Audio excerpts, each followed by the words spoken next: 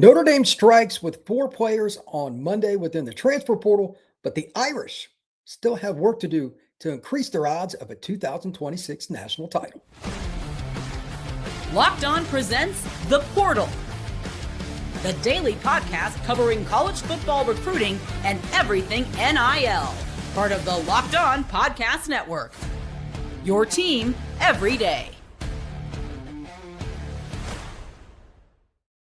Welcome into the Portal Podcast, where you get your daily recruiting, NIL, and transfer portal scoop. I'm your host, Brian Smith, longtime college football recruiting analyst. Thank you for making the Portal Podcast a part of your day, each and every day, right here on the nation's #1 podcasting network, Locked On. Today's show is brought to you by our friends over at Game Time. Download the Game Time app, create an account, and use code LOCKEDONCollege for $20 off your first ticket purchase. We're going to be discussing just how important is NIL for players, and if it's the #1 category for why they select a school out of the transfer portal, how valuable are they really? Because if they're not there to win first, for development, to be at the school, are you really getting what you think you are from their last school? We'll talk about that later on in the show. Jordan Seaton is in the transfer portal. I did not see that one coming. Left tackle for Colorado, started right away his freshman year out of IMG Academy. 6'5", 330 pounds. Players at this level, playing left tackle, just don't enter the portal. I have no idea where he's going to go. I did not see this one coming, which also makes the portal so fascinating. But what will he command, and where is he looking to go? Because this is a guy that can be the finishing piece for a team to contend for a national championship. Jordan Seaton is an NFL-level talent. But to begin the show, my take is still the same as what I opened with. Look, Notre Dame is doing very good in the portal here lately, but they've got 4 guys.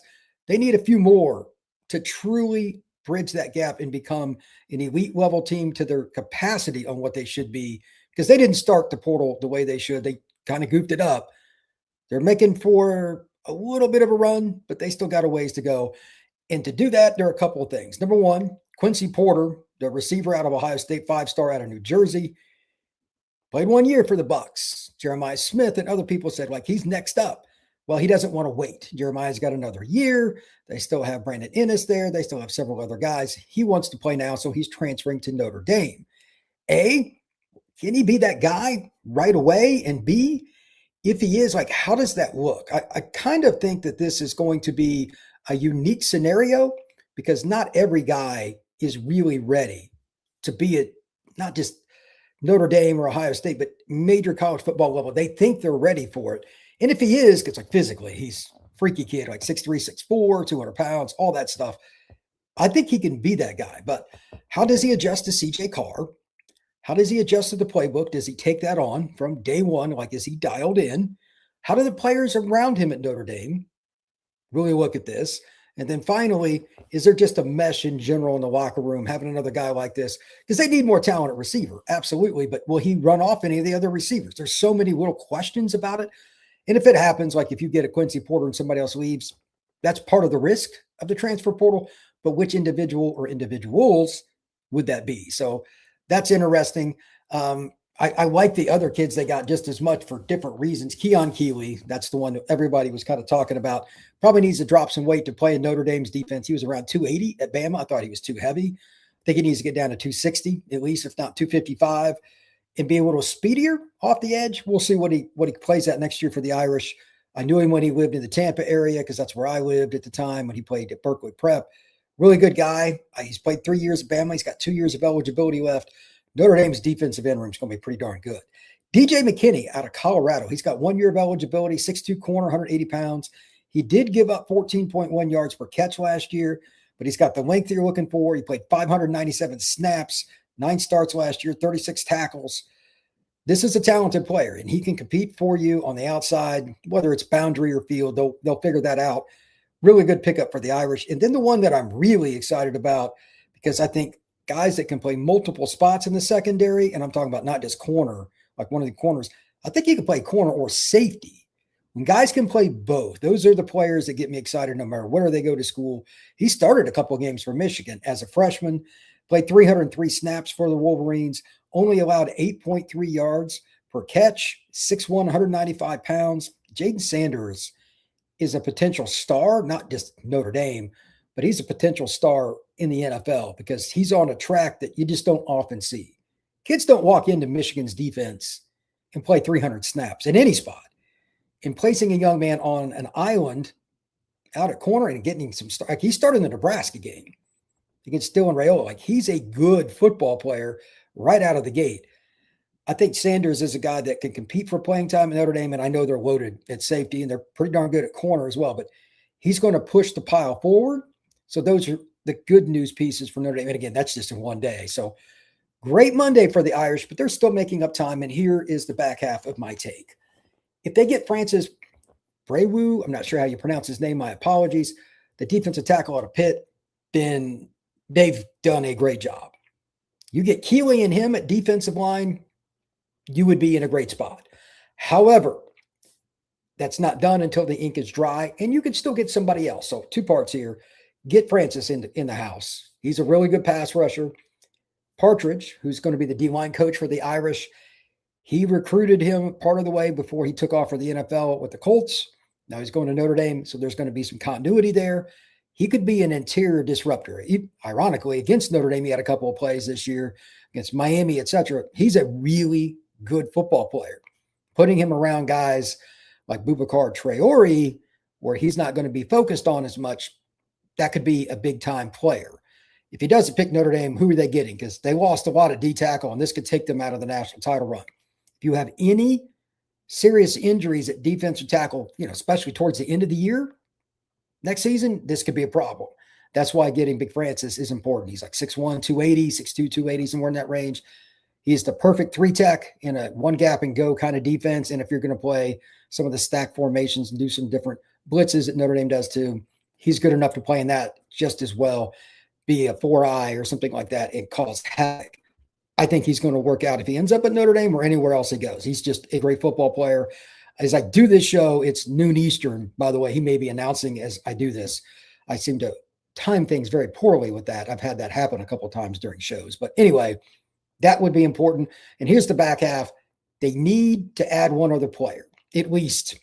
Not talking about kicker. Like that's the obvious one, by the way. If they don't get a kicker, Notre Dame has failed. Their kicking game this last year was embarrassing. They need a kicker, but they need one more playmaker somewhere. Doesn't have to be a running back. Obviously, they're not in the market for a quarterback to be a starter. They got CJ.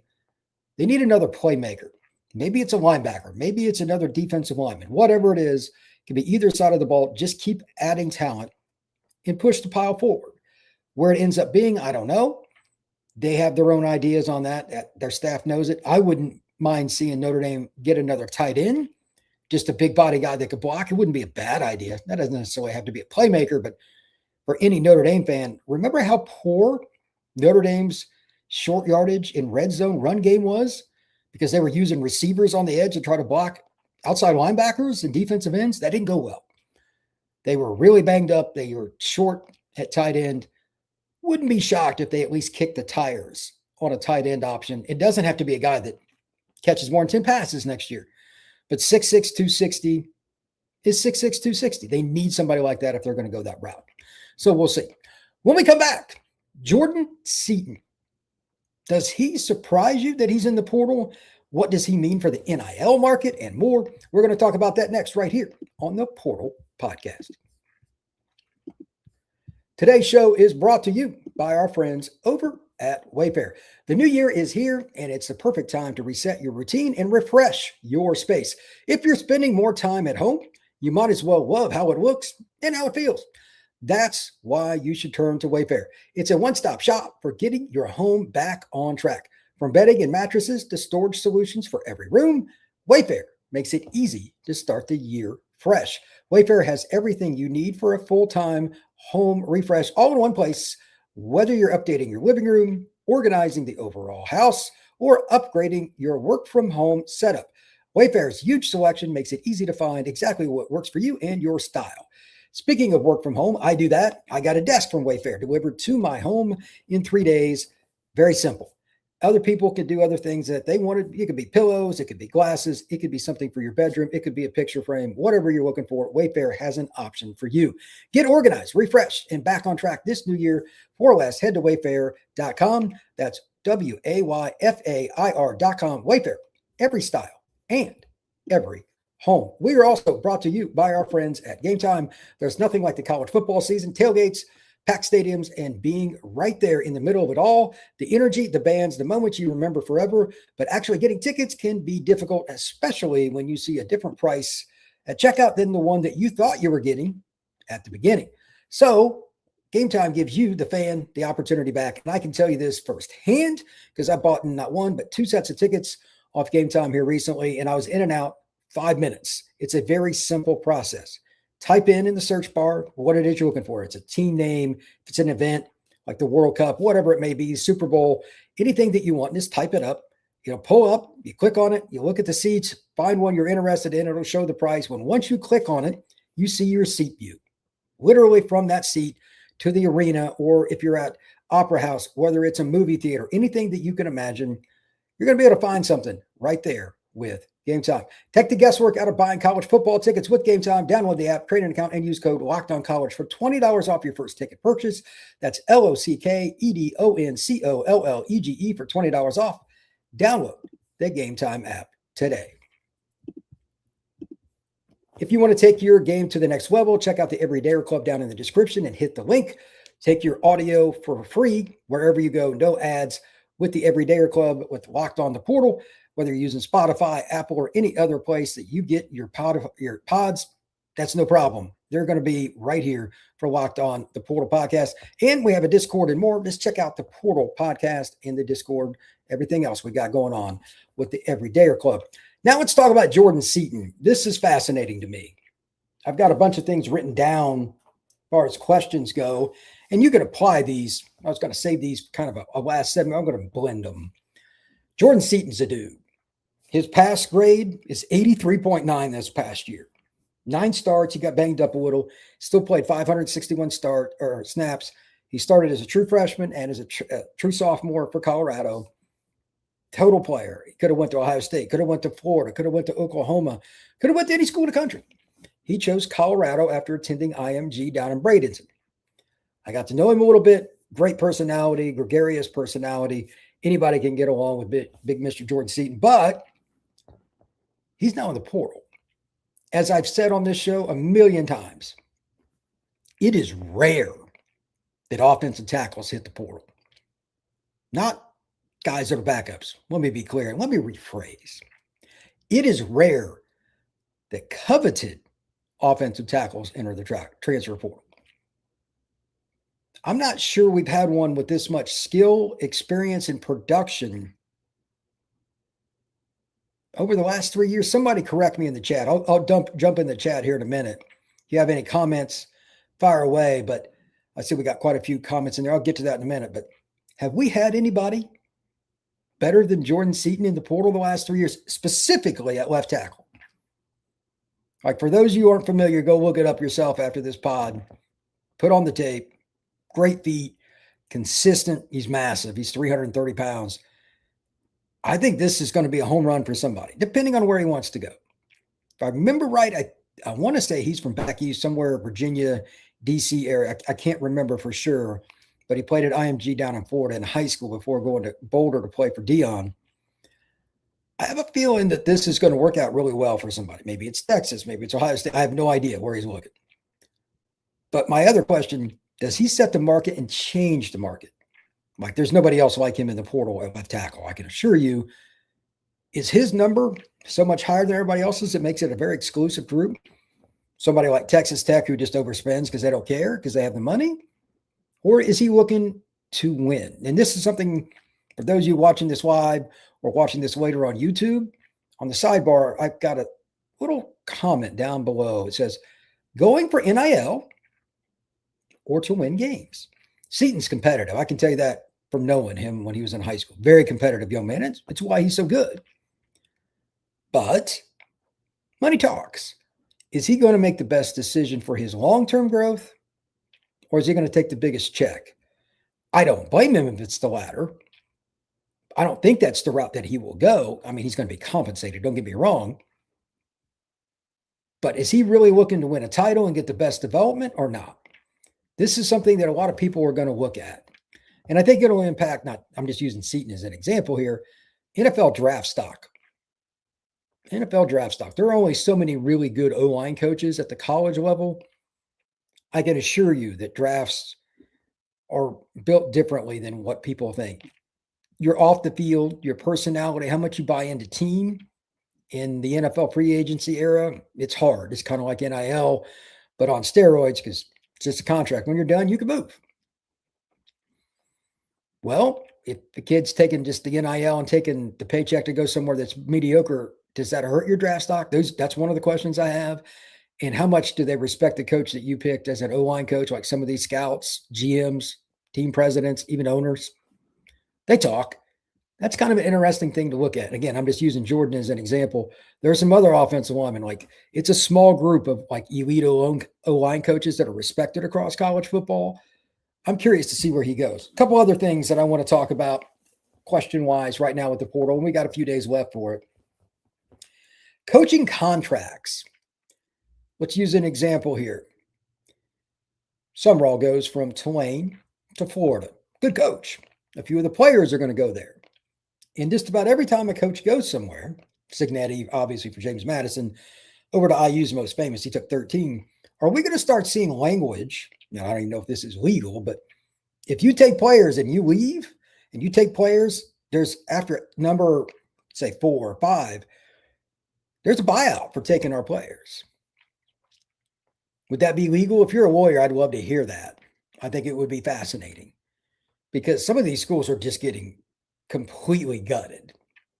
USF right now, like Alex Golesh took several key guys, including Byron Brown, with him to Auburn. Basically, the wide receiver group, really good group, is now at Auburn. Several other players now at Auburn. Where would Auburn be without them? Because you want plug and play. I get it. They know the system. They're familiar with the coach, all that. But with all these guys that are just poaching their own team and taking them somewhere else, are we going to see eventually language in contracts that says you can do it because we can't stop a player from transferring, but if you do, you're going to pay a penalty? If you're a lawyer, I'd really love your opinion on that. All right.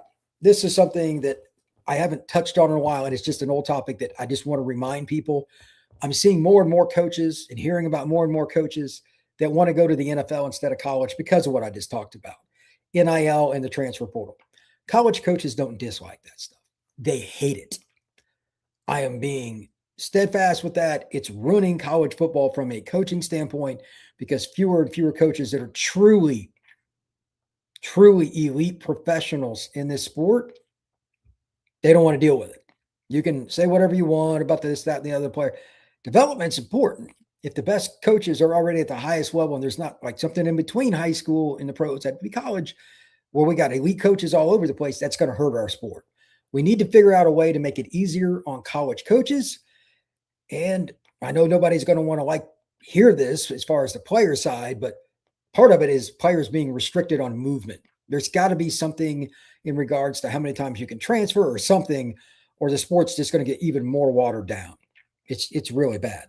Finally, quarterbacks. It's impossible for me to do a podcast, it seems like, without discussing quarterbacks. Who's next that's going to surprise somebody and get in the portal? Like Raiola and all these guys, Deuce Knight, etc. I talked about that yesterday. They're all in the portal, committed, etc.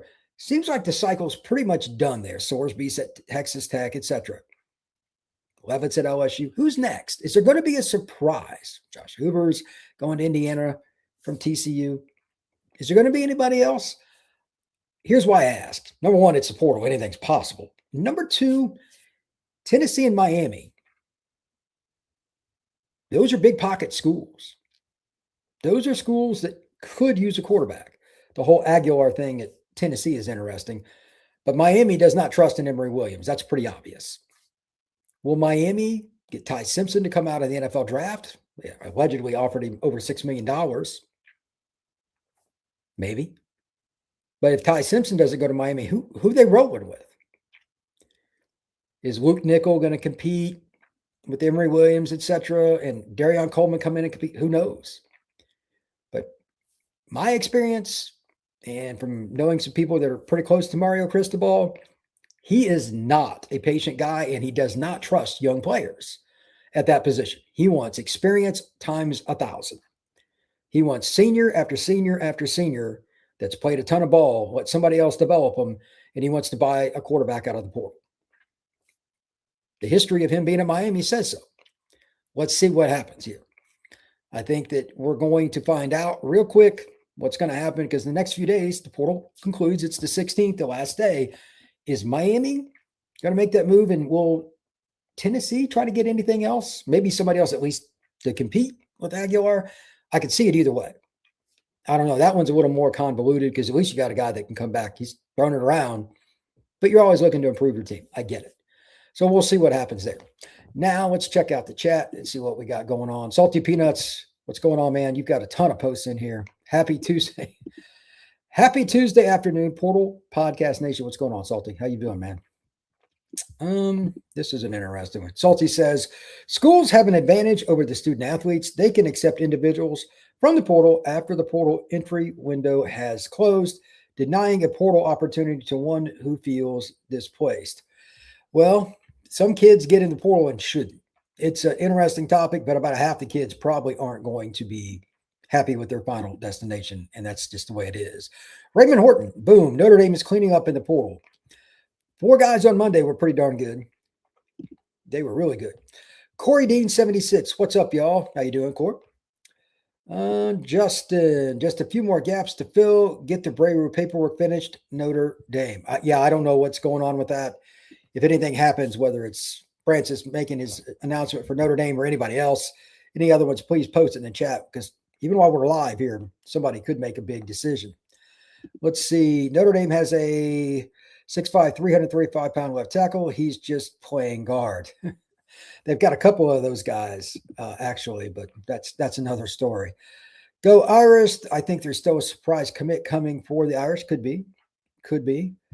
Irish Eyes 77. We want Brewu. Yeah, I'm sure you do. Ian August, BRDLC. I have to ask an important question. Do other programs counter-program against Notre Dame in recruiting by calling out the lack of smoking hot 10-on-10 Notre Dame co-eds? I have no idea. Every college campus has hot co-eds. If they do, that's pretty lame. Partridge, what's a great hire? Yeah, he's the D-line coach Notre Dame hired, Charlie Partridge. Raymond, you are absolutely correct. Heard the U is silent. It is Brew. Oh, okay. Thank you for that, Irish Eyes. I did not know that. So Francis Brew, if Anya gets another year, that will help with depth at D tackle. I would be very surprised. I've heard the NCAA is really trying to cut back on the 6 years. I'll be very, very surprised if that is the case. I'm waiting to hear what that place kicker is coming to Notre Dame, says Salty. Agreed. Notre Dame's kicking game last year was just abysmal. Like it's one of the worst I've ever seen. Raymond Horton, you're getting really good at the ad reads, Brian. Thank you very much. Appreciate it. Here we go. Great show, big dog. Thank you. I appreciate that. Mr. Michael Parks. Let's see. Salty. I don't think there could be a blanket. If you take more than 5 players, you must pay a penalty rule unless the players are employees. Individual NIL contracts may apply, though. That's something they could do, too. This is a great point by Salty. For those of you who are just joining or don't remember, the question that I asked a little bit ago, and thank you for this, Salty, will schools apply to coaching contracts anytime you hire a guy? If you come and then eventually you take a job elsewhere as part of the buyout, if you take, let's just use 5 as an easy number. If you take more than 5 players from our school to the next school that you go to, you got to pay a penalty. Well, if that's not legally binding, and every state's going to look at this different, it's law. The other thing you can do is every contract you sign with a kid is if you leave, there's a penalty or something like that. It's risky business because you might not get some kids. You may have more kids jump in the pool. There's a lot of nuances to it, but it is a fascinating topic. Katie, Miami can roll with what they got and still finish 3rd, 4th, or 5th in the ACC again. You really do hate Mario Cristobal, even though you're a Miami grad. That's hilarious. Terry Davis committed to Indy. He committed to Indiana. Oh, that is a big loss if that's the case. Indiana, I tell you what, they have done a tremendous job with their portal so far. But I don't see it on X yet, but I'll go with what you said. If he did commit to Indiana, that would be a very big thing. I don't know if that's true or not, but let's see. When did that happen? I don't know. Just seen it on Locked On Hoosiers. I need to being in the middle of a pod. I can't jump in and go research it, but I'll check that out. Let's see. You're welcome, Brian, and thanks for another great show. Appreciate it, man. Stop in anytime. Terry is trolling. I would imagine that's probably the case because I don't see it anywhere. But I would imagine he's probably going to Notre Dame because I think that guy's trolling. But anyway, nonetheless, he didn't commit yet. That's probably my guess as well. One last thing that I want to ask for, it doesn't matter if you're an ND fan or anybody else. Are you happy with your team's transfer portal right now? And here's what I mean by that. At this juncture, again, the 16th is the last day players can jump in. And remember, you don't have to sign guys by the 16th. That's just them entering. However, everybody's in school now. You really need to get stuff done in the next 5 to 10 days or it's going to be a disaster. So, late enrollment and all, where do you stand in whatever school you root for? What position or positions are you still like, okay, we need something here? Do you feel good about A, what you have, and B, the mission that your program, whatever one it is, could be Pitt, it could be SMU, I don't care, whoever it is, do you like the way they did it? In other words, were they aggressive early? Did they jump the gun too much? You can go both directions. Like Notre Dame probably didn't have the best plan. They were bringing guys in before they negotiated deals. Like you need to do the deals first, unfortunately. That's just nature of the beast. Are you doing it the right way for your school? Are you staying within budget overall? Especially if you've got a critical position like left tackle, like Jordan Seaton will be super expensive. Corner, D tackle, or quarterback, you're still trying to figure out, and you're short on funds. Did you spend too much early? How do you feel about your team? If you're not listening to this show live, you're listening later, comment on YouTube. This is a discussion point that I'm going to come back to a bunch, and I'm going to do a ton of individual shows. Like this morning, I put up a pod about just some of the receivers that LSU had committed in the last few days, and of course, Sam Levitt. I'm going to look at the finite top 5 to 8 guys for some of these schools. Could be USC, could be Notre Dame, could be Florida. Well, probably all of them. And just do a lot of shows that are 10 to 20 minutes. Who'd you get? Did you miss on something? And did you get an impact guy that honestly changes games? The other team has to go, okay, where is number 89, their star tight end? Or where is number 30, their star running back? Is he in the slot this time, etc.? Like, did you get guys that change how teams look at you on 1st and 10? That's a checkbox, yes or no. And did you go too cheap? There are a few schools I'm going to take some shots at, including Florida State, which has had one of the weirdest portal cycles I've ever seen. Seems like they have money when they really need it, but there are spots that they're just glaring holes that they haven't touched.